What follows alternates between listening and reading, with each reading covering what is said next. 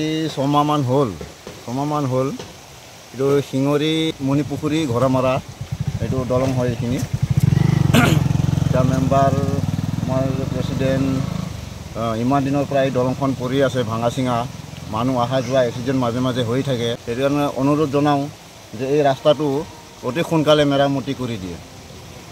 ইয়াতে দুৰ্ঘটনাও হৈছে ইয়াত মাজে সময়ে হৈ আছে।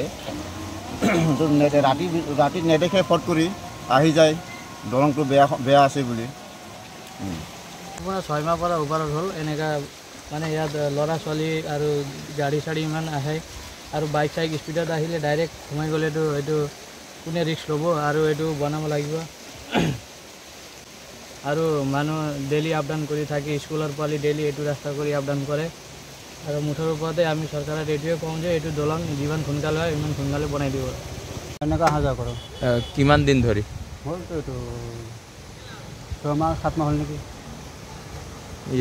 মেৰামতিৰ ব্যৱস্থা লোৱা নাই, ল'ব লাগে মানে কেতিয়াবা গাড়ী এক্সিডেণ্ট হৈ যাব।